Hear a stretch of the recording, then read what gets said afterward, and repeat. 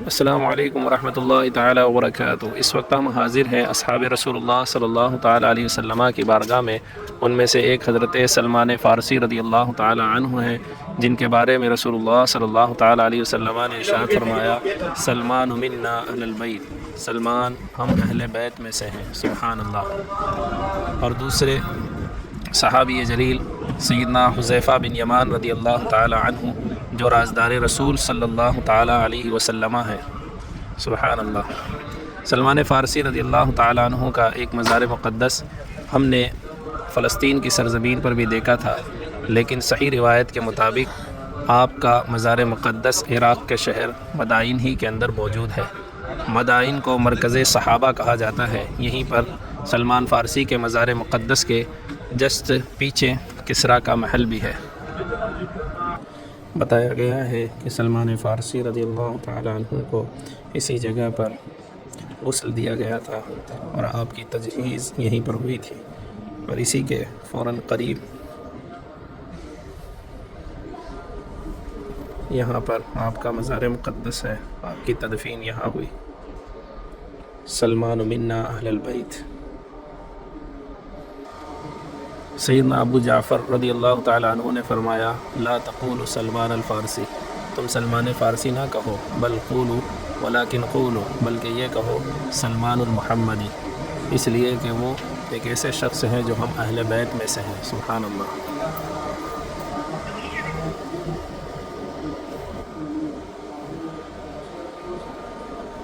یہ سلمان فارسی رضی اللہ تعالیٰ عنہ کا مزار مقدس، اور اسی کے پیچھے کی طرف جب آپ جائیں گے تو اس کے بعد سیدنا حذیفہ بن یمان کی مزار مقدس ہے، اور اس کے علاوہ سیدنا طاہر بن امام باقر یعنی امام باقر کے صاحبزادے کی مزار مقدس ہے، اور اس کے بعد سیدنا عبداللہ بن جابر الانصاری رضی اللہ تعالیٰ عنہ کی مزار مقدس ہے۔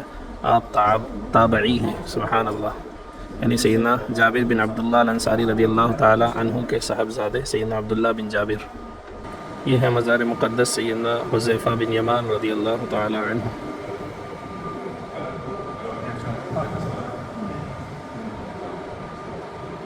ماشاء اللہ۔ سیدنا حذیفہ بن یمان رضی اللہ تعالی عنہ کی پہلے تدفین دریائے دجلہ کے قریب ہوئی تھی، لیکن مزار مقدس میں پانی آنے کی وجہ سے آپ نے خواب میں آ کر کے اس وقت کے رئیس کو اور اسی طرح وہاں کے قاضی القضات کو آپ نے خواب میں آ کر کے بتایا کہ میری قبر میں پانی آ رہا ہے، لہٰذا میرے جسد کو منتقل کیا جائے۔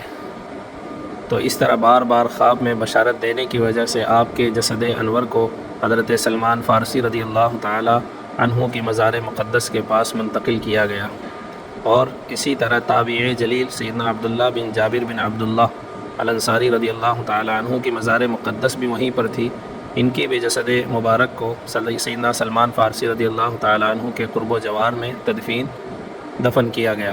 ماشاءاللہ، یہ اس وقت کی تصویر ہے جب کیمرے آ چکے تھے، اور جب ان دونوں مقدس ہستیوں کے جسد مبارک کو سیدنا سلمان فارسی رضی اللہ تعالی عنہ کے مقام مقدس کے پاس منتقل کیا جا رہا تھا، اس وقت یہ لی گئی تصویر ہے، سبحان اللہ۔ اور یہاں پر پوری تاریخ بھی لکھی گئی ہے، اور ہم اہل سنت والجماعت کے نزدیک بھی یہ چیز ثابت ہے۔ بتایا جاتا ہے کہ اس وقت فرانس کا ایک ڈاکٹر آیا تھا، اور جو آنکھوں کا بہت ماہر تھا، اس نے سیدنا حذیفہ بن یمان رضی اللہ تعالی عنہ کی آنکھوں کو چیک کیا تو وہ حیران رہ گیا، اور اس نے آنکھیں دیکھ کر کے بتایا کہ یہ تو کسی زندہ کی آنکھیں ہیں، سبحان اللہ۔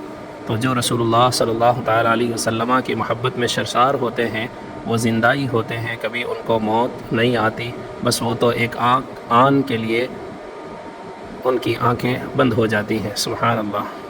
آپ رازدار رسول ہیں صلی اللہ تعالی علیہ وسلم، اور مدینہ منورہ میں جتنے بھی منافقین ہوا کرتے تھے، سیدنا حذیفہ بن یمان رضی اللہ تعالی عنہ کو رسول اللہ صلی اللہ تعالی علیہ وسلم نے ان کے بارے میں بتا دیا تھا۔